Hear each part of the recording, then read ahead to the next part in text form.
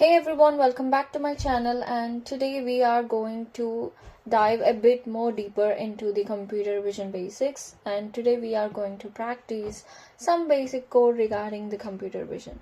If you guys didn't know anything about computer vision, what is it, why do we use that, and why are we doing that for this project, then please do check the previous video and then come back here so that you guys will understand the coding part. Today is the day we dive into the exciting world of computer vision hands-on, and we'll be exploring the basics and getting our hands dirty with some code. And I'm pumped up, and I hope you are too. Before we jump into the code, let's make sure we are all set up. We'll need Python and OpenCV installed. So if you haven't done that yet, please check the video description for a quick guide on setting up your environment. Or you can even see here I actually ran one command called pip install OpenCV Python.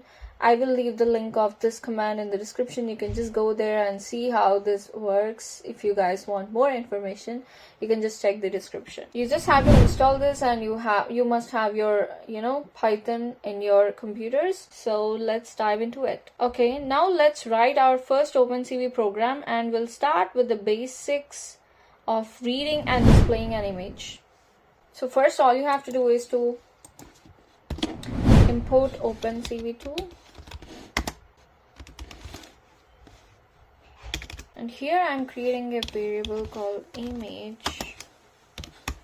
And CV2 basically have two functions. One is imRead, which actually takes the image. There's a method called imShow, which actually shows the read image which is read by the CV2. So all you have to do is image.imRead, and you just have to give the path. So let me just get a path. So this is the one.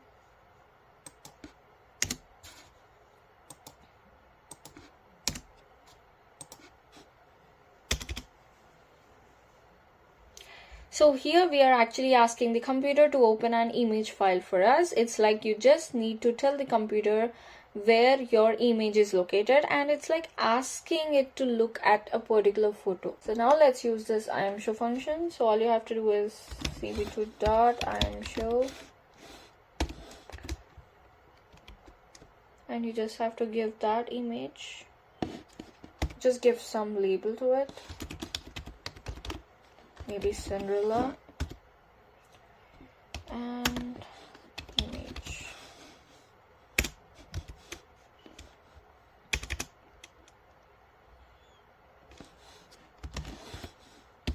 And I'm also giving wait key.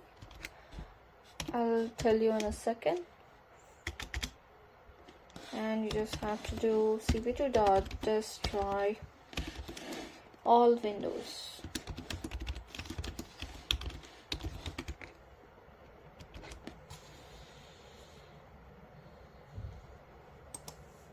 Yep, that's it. And so here we are actually telling the computer to show us the image it just opened, and this is actually the label. It's just a name that we are giving to the window where the image will appear. And this cv2.wait key means we wait until a key is pressed and then we close the window. And if you run this, I hope I don't see any errors. Yep, there is an error saying syntax error. Here K has to be capital.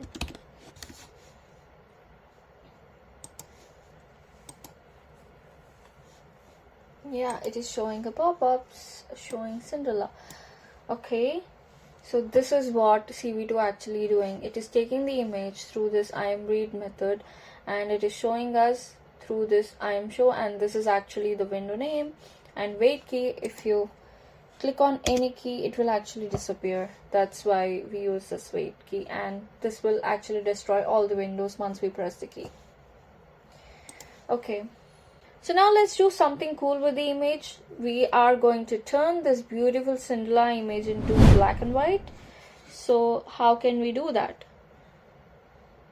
So there's a method called gray image,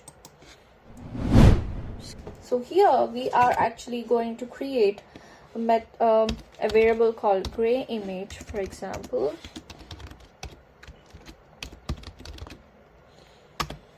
And here we are going to use, there's a method called convert color. And here let's give image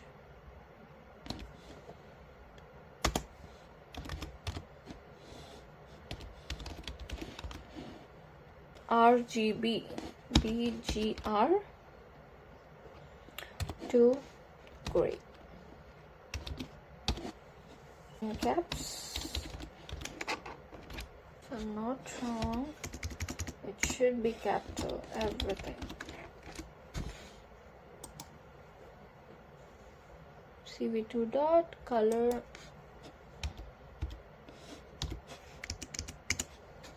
yep, that's it.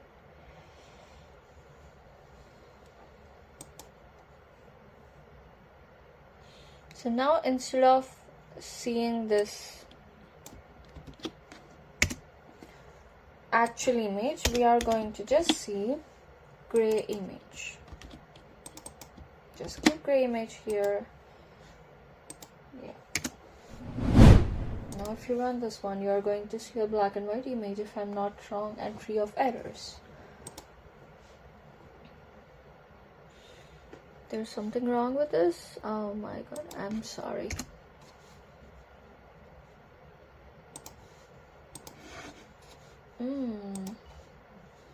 Yeah, this is how we make image gray. It's looking so cool. So this line, this one single line is like using a magic wand to turn the colorful image into a black and white version. The computer understands this process, and now we have a new picture in shades of gray. We are actually asking the computer to show us this new black and white image in a window named, you can just change it to grayscale image, just for our, grayscale image. It's just for our understanding, and if you rerun this one, you are going to see the title as grayscale image. That's what it meant. So now let's give our image a fuzzy look with a blur filter. How are we going to do? Instead of this, you can just give blurred image.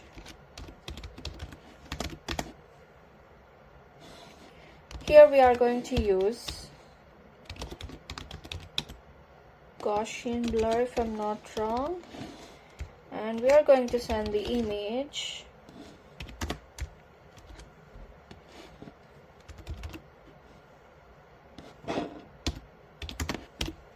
and this one will be the 0. Here we are actually using a special filter called blur. It's like applying a little bit of magic to make the image a bit fuzzy, and these numbers 5 by 5 determine how much blur we need. So after this, and you just have to give this blurred image here, and now if you run this one,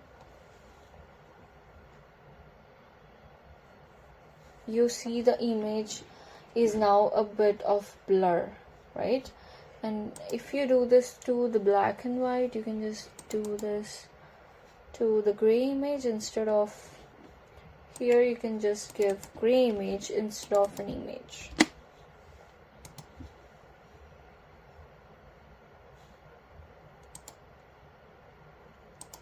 Yep, this will be the blurred one. That's the only difference. Now it's time for some real magic, and let's find faces in the image. So now what we are going to do is we are going to create another variable called face cascade. Sorry about that.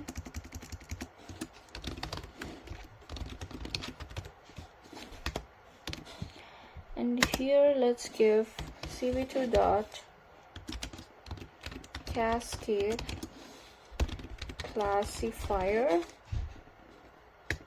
And here we are going to give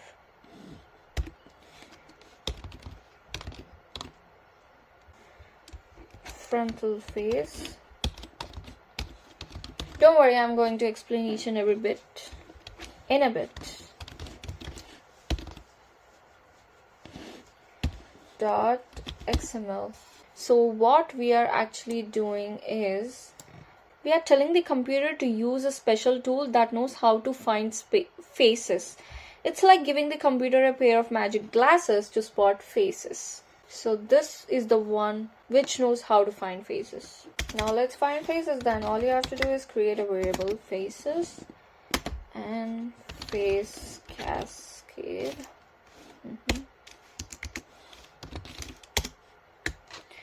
And in face cascade, we want to detect multi-scale.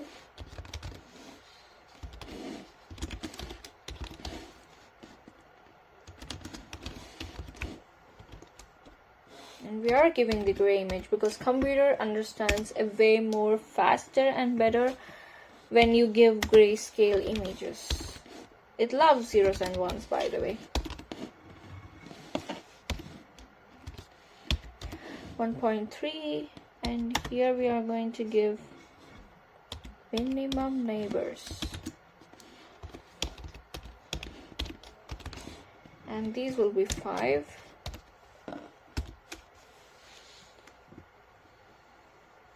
So what we are basically doing is we are asking the computer to look for faces in the black and white images, and the scale factor and the minimum neighbors are like telling the computer how picky it should be in finding the faces, like how well they can find the faces. That's what it is actually. If you guys want to know more about these things a bit more deeper, let me know. I will make a quick 5 minutes video about each and everything so that you guys can have a quick understanding. Please just comment down below what you guys exactly want so that I can make according to them. So now let's write the dimensions.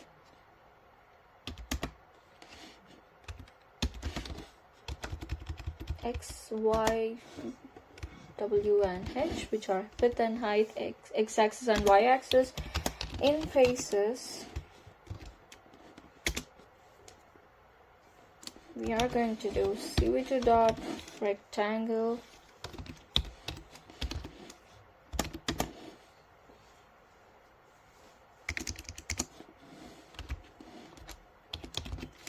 image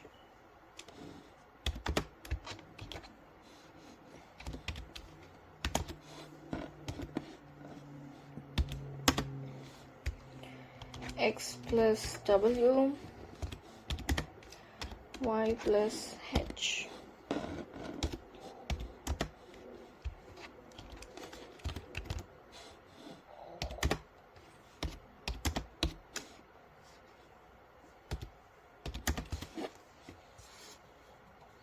So this part actually draws the rectangle around the faces the computer found. It's like putting a frame around each face.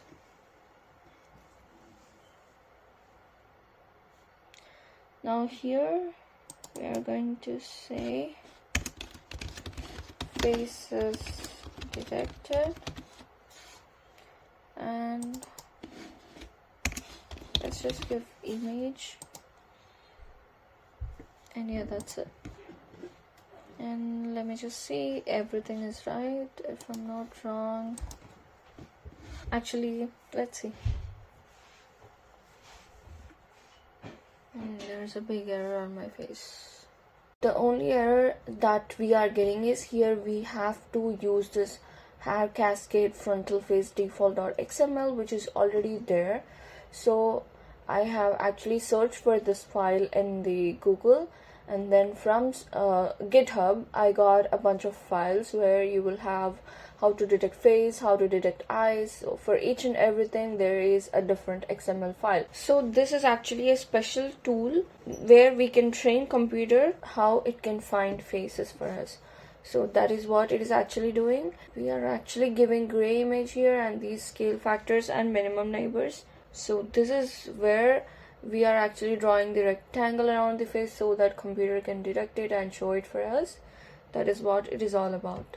Let me give any real image. This is the sample image that I took from the internet.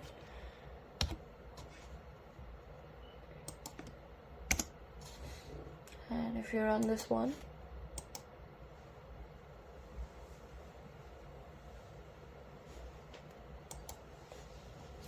see, now the computer can detect faces and it can highlight it through this rectangle. So this is how we can actually detect faces. And that's it for today. We played with the images, turned them black and white, made them fuzzy, and even found faces. Imagine all the cool things we can do with computer vision. In the next video, we are going to dive a bit more deeper about the computer vision, and we also had an emotion detection project, right? For that, we need this computer vision. So if there are any other topics left, I'm going to cover them in the next video. So don't forget to like, subscribe, and tell me what you want to learn next so that I can make videos on those too. And I hope this breakdown makes it fun and easy to understand for everyone. Until then, happy coding!